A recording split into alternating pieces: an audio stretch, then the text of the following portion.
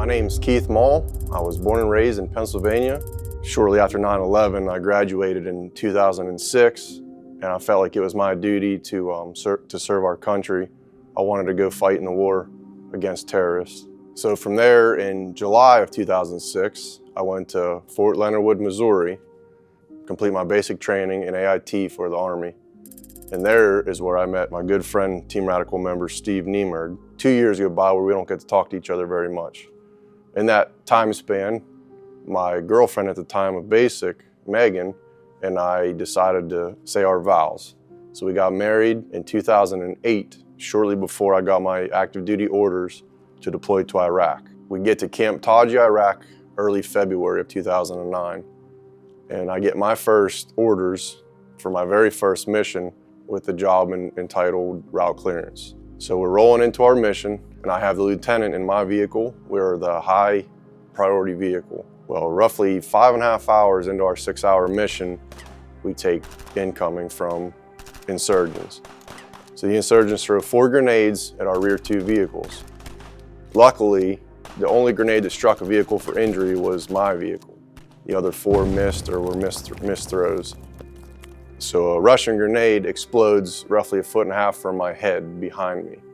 I didn't even see the insurgents. We didn't even know they were throwing them. The vehicle's full of smoke, as you can guess, and honestly, I don't even know that I'm hit at this time. And I just remember looking down, and I lift my sleeve up, and the only thing holding my arm on basically is a piece of sleeve. With that in mind, I don't even know that my leg is injured. And apparently from the stories I'm told, it's all kind of blurry. I went into shock pretty quick. I guess I reached for my weapon, tried to get up, and that's when I fell to the floor. There was no leg there. My squad leader, luckily, Tom Chris, has been to war before. He takes over, applies tourniquets right away to stop the bleeding, and he puts IVs into me. So that's the best scenario of the situation, as quick as possible. At this time, I'm fading in and out, and everything just goes dark. And when I wake up, I'm in Balad, in the hospital, and all the nightmares are real. I have no arm and no leg. On February 20th, 4 days after my incident in Iraq, I make it back to Walter Reed Medical Center in Washington, D.C. It's where my family, my wife, they all meet me there. It was just excruciating the first 2 days. Bandages, washings, cleanings. It's kind of hard to even explain how painful that all was. Well, they were there by my side. They helped me recover. I want to say it was about 6 months after my injury. A good friend, Steve 𝐸𝐸𝐷, contacts me. Kind of the last guy I expected to hear from, just because it has been so long since we talked. And the first thing Steve says to me, well, we talked about it. When are we hunting together? So Steve says, let's go to Florida. We're going hog hunting, gator hunting. We're going to get together. So we all head to Florida, and we're hunting hogs and gators, and I'm with a crossbow. We had the time of our lives together.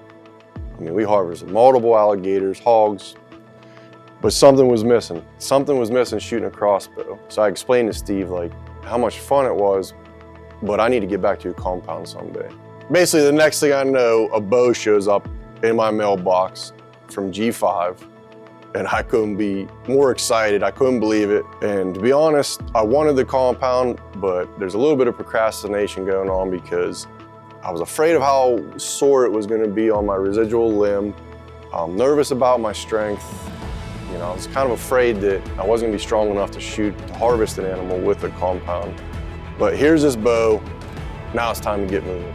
And it was hard. It was hard to pull, and it hurt so bad. So starting at 40, roughly by that fall, I was shooting 60 pounds comfortably. I called Steve and said, I'm ready to go on a deer hunt with a compound bow. So from that season, and for the next 13 years, I've been coming out every Veterans Day, and Steve and I have been hunting together. And let me tell you, it has not been easy. And leading up to this year, it's been a whirlwind.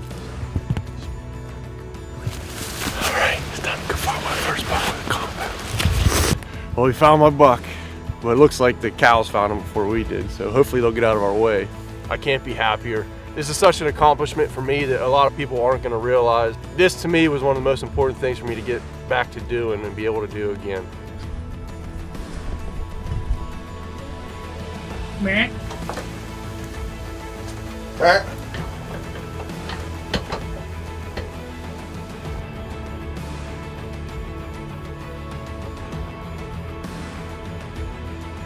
We'll take it. It was close enough, so thank you, brother. Yeah, appreciate it. Great Love you, man. That was Love you too, awesome. buddy. Now, ironically, it's Veterans Day.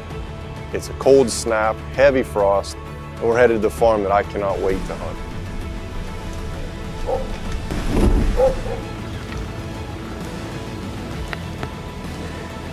It's all you.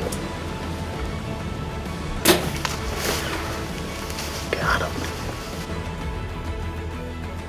I just want to say that whoever you are, whatever problems you're having or difficulties you're having, just set goals for yourself and push for it. It's never going to be easy. It's harder most of the time, but things that you truly want can happen if you put the work and the time and the effort into it, and just don't give up.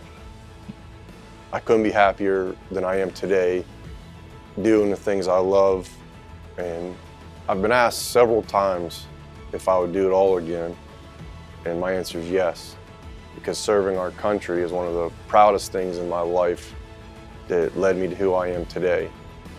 And we have to remember that freedom isn't free.